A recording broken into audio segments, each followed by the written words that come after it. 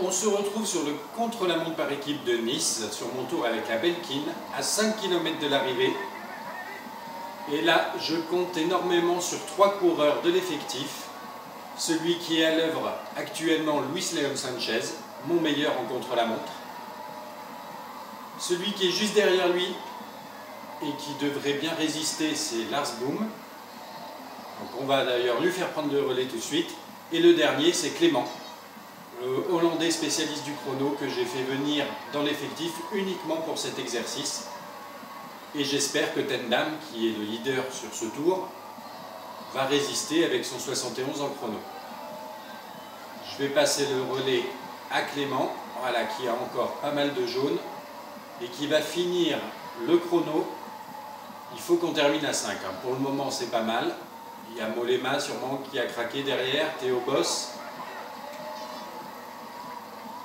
Mais ça va. Gesing est toujours là. Oui, on va terminer. Oula, attention, on est 4 là. Alors ça devrait aller. Alors Clément moins 6, qu'est-ce que c'est que cette indication? On va voir ça rapidement.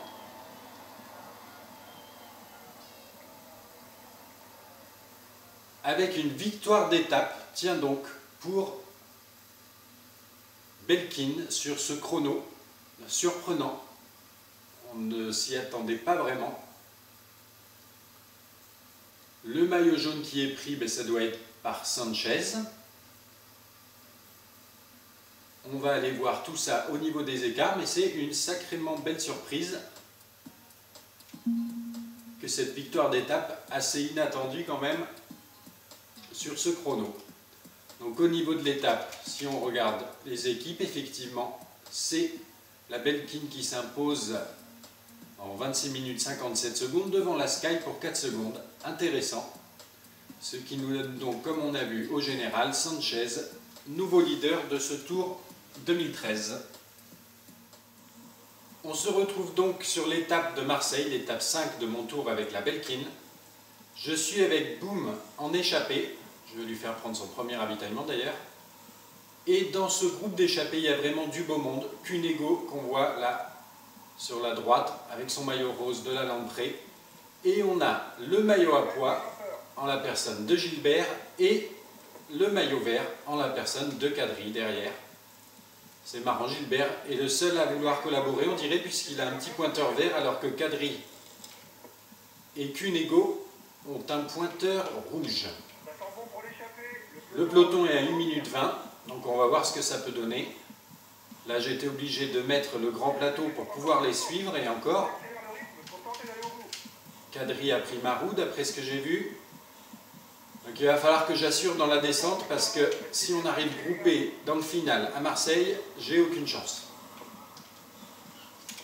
C'est le maillot à pois qui est passé en tête du dernier grimpeur. Il creuse un petit peu plus l'écart en clapant de la montagne.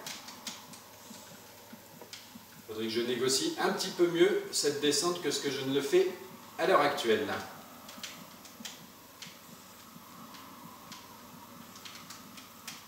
Allez, on relance et on essaye de s'échapper avec Boom. C'est pas forcément un excellent descendeur, mais c'est ma seule chance. Allez, on relance. Il reste 9 km. J'espère que Tendam derrière suit toujours. On va regarder ça d'ailleurs, c'est bon. Il est bien dans le groupe peloton. Allez, ce virage bien négocié, c'est pas mal. On relance encore. Avec Boom à qui il reste un gâteau pour essayer de bien finir. Ses qualités, c'est surtout le plat à Lars Boom. Donc, il faut que j'arrive avec quelques secondes d'avance. Pour le moment, on en a 13 sur Gilbert et Cunego. C'est pas mal, à 5 km de l'arrivée. Donc je vais lui faire prendre déjà son gâteau. Et comme je disais, effectivement, Boom, sa spécialité, c'est le plat. Il a 78, je crois. Donc là, ce final devrait lui correspondre. Parce qu'après, en sprint, il n'est vraiment pas bon. Il a des stats à 60, peut-être 64, je ne sais pas. Enfin, largement moins que ses poursuivants. On voit qu'il y a deux groupes, un derrière. On voit Gilbert Cunego et un peu plus loin, Kadri. Il reste 2 km 2. Allez, je relance encore un peu. Le jaune, j'en aurai assez. Le peloton est à 1 minute 34. Allez, un dernier effort. Je vois que derrière, ça a lancé le sprint là.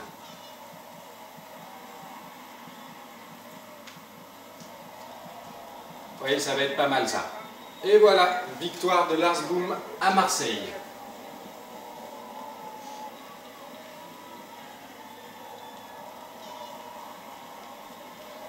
On dirait qu'il y a quelques attardés, bon pas trop non plus, ça y est, le peloton arrive. On va voir déjà, on va profiter du podium de Boom. Une 3e victoire d'étape sur ce tour pour la Belkin, offerte par notre rouleur, baroudeur, enfin d'ailleurs je ne sais pas s'il est baroudeur, en tout cas rouleur, Lars Boom, qui déjà avait bien contribué à la précédente victoire d'étape sur le chrono de Nice. Et là on voit que on a perdu le maillot jaune, c'est Gilbert qui récupère le maillot jaune sur cette étape, parce qu'il faisait partie de l'échappée, il était vraiment bien classé au général. Voilà, il a 20 secondes d'avance sur Sanchez. Et je vois que Tendam est toujours là avec le même écart, donc il n'y a pas eu de cassure impliquant mon leader, ni Froome d'ailleurs, qu'on voit aussi à la 14e position. A plus tard. On se retrouve sur l'étape 6 avec Van Mark. Le peloton est groupé à 15 km de l'arrivée à Montpellier. Et je vais tenter de ce pas la spécialité normalement de Van Mark. Un coureur plutôt de classique. Allez, c'est creux. Oui. Allez, hop, une attaque, c'est parti. À 14 km de l'arrivée, ça me semble pas mal. Il a 2 gâteaux pour tenter son coup là. Accélération dans le final. Et maintenant, compter sur ses qualités de finisseur. Il a pris 16 secondes, là on voit sur le peloton, avec cette belle accélération.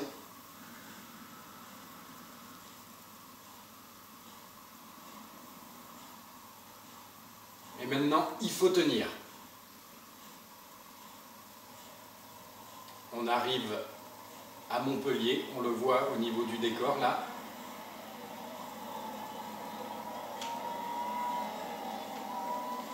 Allez, je relance un peu.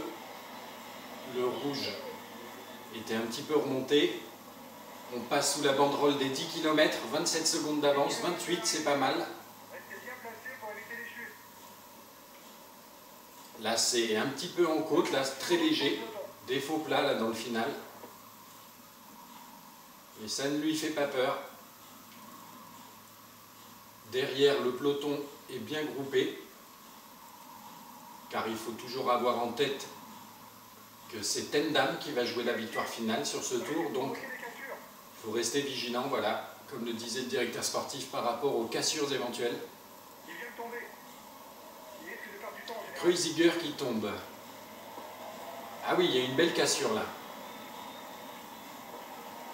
Bon, il y en a qui ont été pris chez moi. Mais c'est que Boom, Gesink et Clément.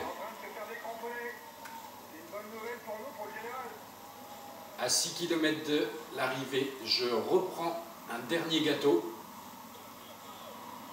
Ça va peut-être pas être évident pour finir à ce rythme-là quand même avec Van Mark. Le peloton, en tout cas ce qui reste du peloton avec les sprinteurs a priori est toujours à 27 secondes. Et là ça grimpe là. Là ça grimpe, donc je me demande si je ne vais pas passer le petit plateau jusqu'à ce que ça redescende un peu, au risque de voir l'écart fondre. Eh oui, ils sont pas loin là. Allez, ça redescend un peu là.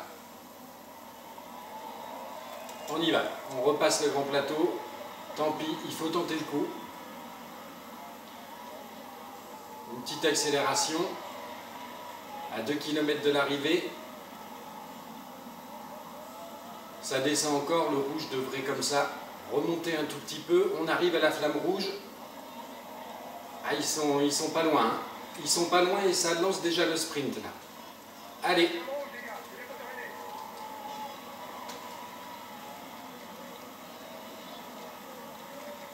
Ouh là là. Ouh, on se fait griller la victoire par Cavendish dans les derniers mètres. C'est dommage, mais bon, ça a failli passer. À plus tard. On se retrouve pour cette dernière étape de la première semaine du Tour, l'étape d'Albi. Et je suis à nouveau avec Van Mark, un petit peu devant le peloton, à 13-14 km de l'arrivée. Et comme on peut le voir, je n'ai plus beaucoup de barres jaunes. J'ai fait l'effort d'aller chercher en fait Arashiro et Koren, je crois, de la Cannondale, qui étaient en échappée depuis le début de l'étape. Et en faisant l'effort pour aller les chercher, eh bien j'ai quand même grillé pas mal de ma barre jaune. Et comme les ravitaillements sur cette étape, j'ai privilégié la récup pour toute l'équipe en prévision de l'attaque des Pyrénées demain. Le peloton roule fort, restez bien placés les gars. Et bien voilà, je n'ai pas de ravitaillement pour m'aider. On dirait que l'échappée a la corde sous la Et là, Arashiro à cause de l'écart. en met une belle couche là. À 10 km de l'arrivée, ça va pas être évident d'aller les chercher. Il a fait une très très belle accélération là, Arashiro. Ça sent bon pour l'échappée, le peloton aura du mal à revenir. 9 km 6. Il faut que je mette le grand plateau, là j'ai plus le choix.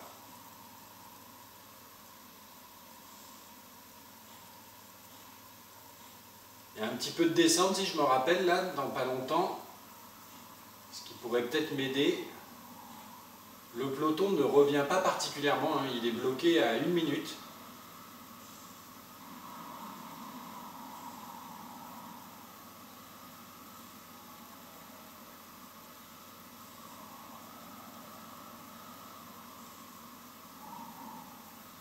Arashiro m'impressionne quand même. Hein.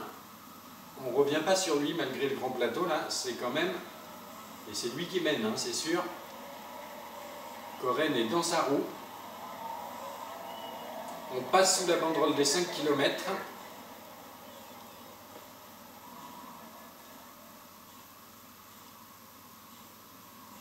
Est-ce qu'ils vont faiblir un peu? Rien n'est moins sûr. Le peloton, je pense, a abdiqué puisqu'il est à 1 minute maintenant. Et là, Arashiro n'en peut plus, on dirait. Les deux n'en peuvent plus. Hein. Koren est un petit peu devant.